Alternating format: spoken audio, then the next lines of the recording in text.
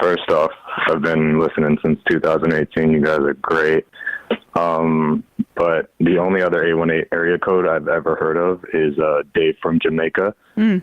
And my ex-girlfriend had flown out to Jamaica and fell in love with a dude. And so for the past, 3 years, I thought Dave from Jamaica was my ex-girlfriend's Jamaican lover. So that's how I got tied into the show. That's pretty tight. That's a big leap. Does it turn out that he's not? Is he? Yeah. I just hit her up. Actually, I just texted her, and unfortunately, his name is Curtis. So it's not very fun, but it was a fun thing to think for a while. Well, turns out there's other people for you. In Jamaica. Dave from Jamaica is just Curtis's nom de I am. So I understand, man. I'm not mad at her either. Dave sounds pretty cool. I was like, I get it. Dave is pretty upgrade. Cool. It's an upgrade. Yeah. Whoa, Joe. But I moved from Brooklyn last year to Los Angeles to help my mom out. And I turned my head from Majority Report for 2 months, and you guys are moving weed. That's crazy. What? No. What? You're thinking of seeds. Bro, you're out here moving dope now, Sam. And I literally, it's the 4 episodes I didn't listen to. All of a sudden, you're moving weed. It's crazy. I was hurt because I was moving weed in Brooklyn, right before I left. And now I'm like, this is kind of nuts. You left a vacuum. You left a vacuum. Definitely.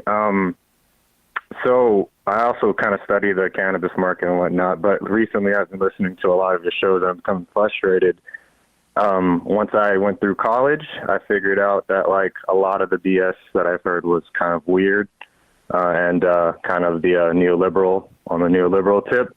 And hearing you guys speak about Frederick Douglass and hearing people just absolute lunacy out here as a black man that's somewhat educated is wild to me. And the James Baldwin quote, to be a Negro in this country and to be relatively conscious is to always be in a state of rage, is wild to me. It kind of finally made sense to me once I went to university and everything and got my education, and I finally read that quote and I was like, Jesus, I feel seen. So my question is when do we start advocating for violence out here, Sam? When are we gonna do something? When is that all right? Because so far, all I see is people kind of these platitudes, and it's just platitudes forever. And we'd be like, hey, this voting stuff doesn't help, or voting for specific things help. But when do we actually say, hey, we have to disrupt something violently? Because as a black person, we can say these things, but I see my family or my community always dying. It's always the people having to wait. My brown brothers and sisters are always lacking, and my poor white friends or my poor whatever socioeconomic class you're in or race you belong to or whatever are all suffering. And it's kind of I study political science, and it just puts you in this kind of cyclical thing where you kind of question, why aren't we doing anything forever? And you realize that any revolution that's ever happened is violent.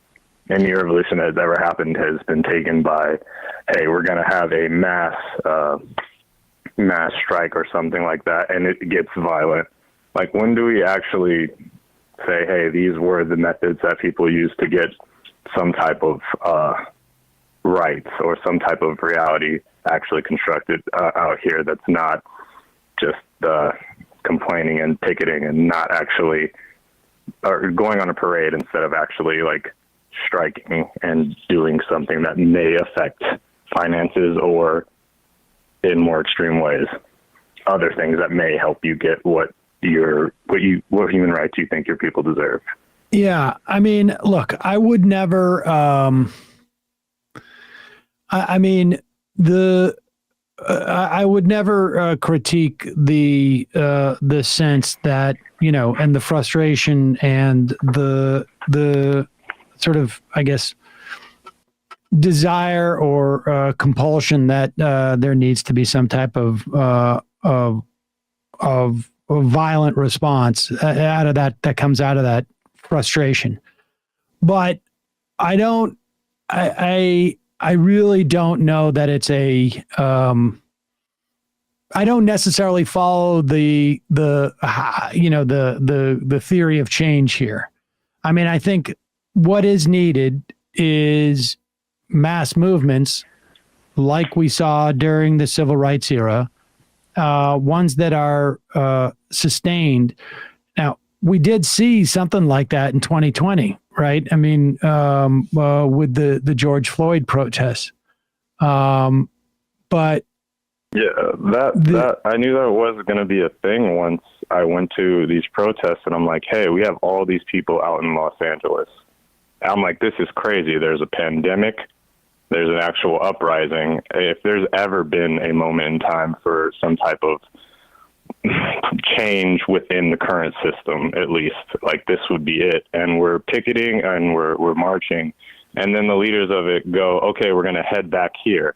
And this is the area that we were told, like, hey, they're going to kettle everybody and take us off. And I'm like, why are we ending this thing here? And then I got super sad, and I was like, oh, no, they're not actually going to stop traffic, per se, for a day or, like, do something effective. That we went and we marched around a city that was blocked off and barricaded for us. And then we went home or went to this, like, kettling area. And I was like, oh no, this isn't like an actual protest. I feel like these protests aren't, it's a show of frustration for sure and solidarity amongst people, but I don't see any like actual effect of them besides, hey, maybe dampening the spirits of people who are actually down to come out and do something. I mean, so I don't mean to be a drag either. No. I mean, look, I think I think it's just a matter of getting more people and more people who are willing to sort of to be obstacles to the sort of the normal day of apparatus. I mean, I don't see where, at the very least, limited acts of violence are going to do anything either. I think what has to happen is that we have to get mass movements that are even bigger. Let me just read a couple of IMs that I think are on point here. Thames Darwin says, anybody interested in the escalation and the right tactics to use should read Nelson Mandela's closing statement from his treason trial.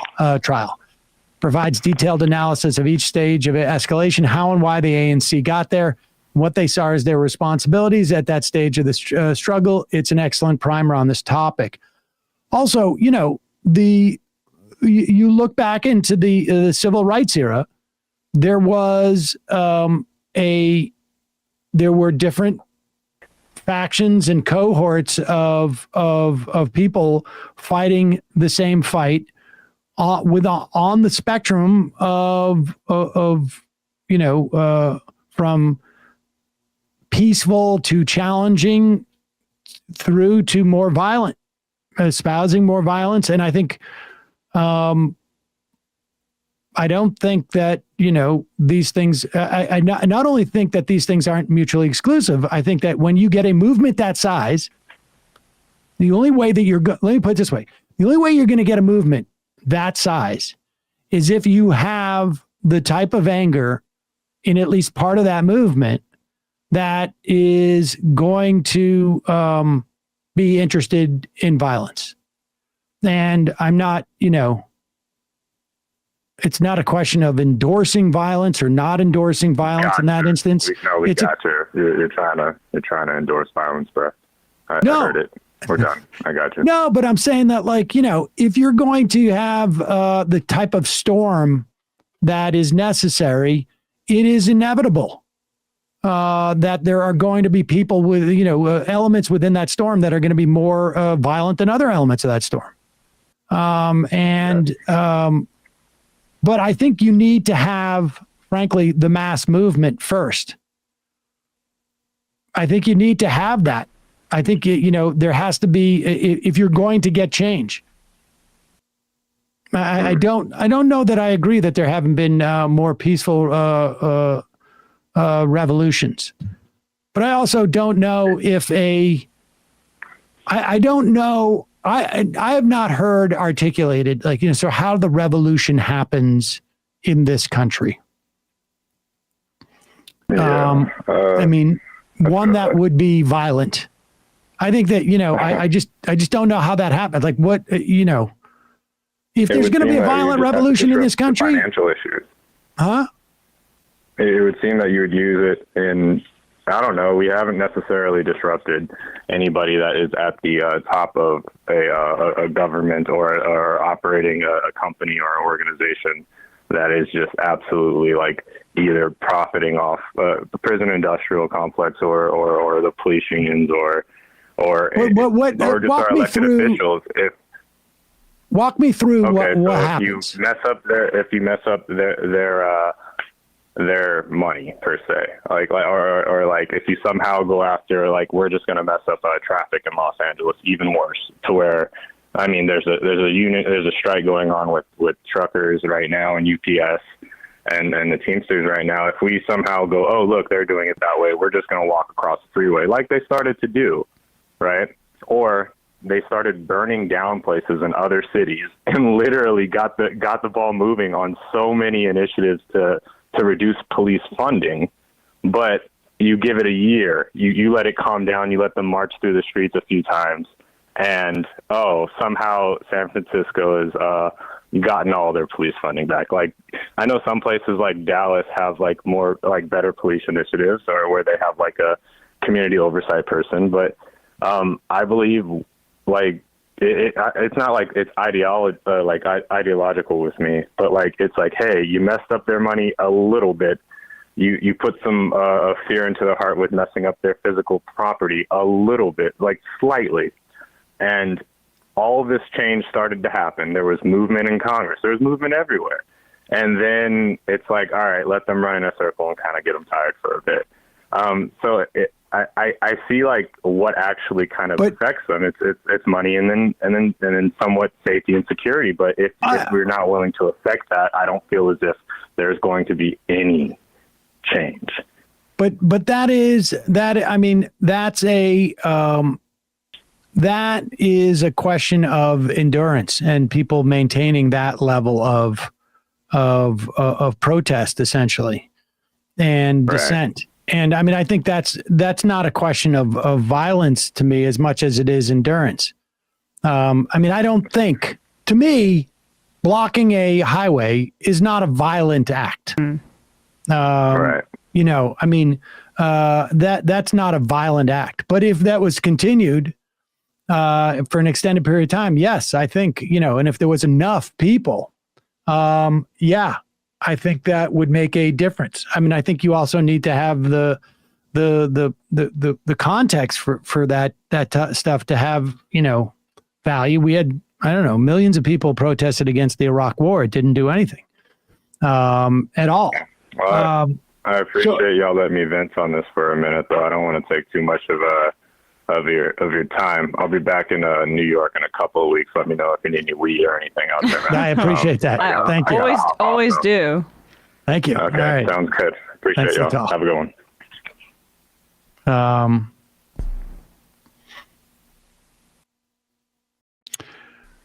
Syntax matters. The caller doesn't sound like he's actually connected to these movements in between the times when they march in the streets. Maybe if he went to DSA or BLM meetings, he could help steer the agenda. Juniper J, I definitely do not propose that the left initiate any sort of violence. We are definitely outgunned. I do, however, advocate that people arm themselves for defense. We're currently outgunned and the right is giving up on elections. Mail-in Paul, the 818 caller is missing out on the difference between violent protest and illegal protest, civil disobedience. Between the 101 and the 5, unfortunately, the George Floyd lost so much steam because it was co-opted to just become a vehicle for the Democratic Party to vote against Trump.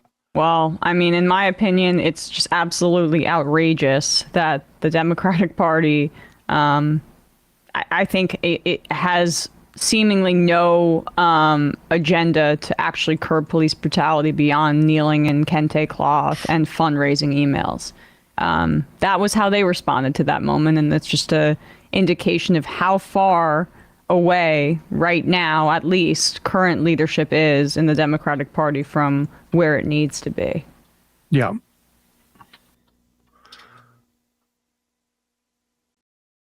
Oh, wow. Sinead O'Connor died. Yes. Sinead O'Connor dies at 56. Her child died at 17, less than 2 years ago. So, I mean, it's been a very tough, obviously tough time for her, but like, talk about cancel culture. She made a political statement in 1992 about the Pope and about pedophilia, I believe, in the Catholic Church was the thrust of when she ripped up that photo on SNL.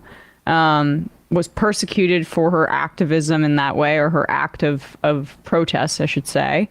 And she was right. History will prove her right.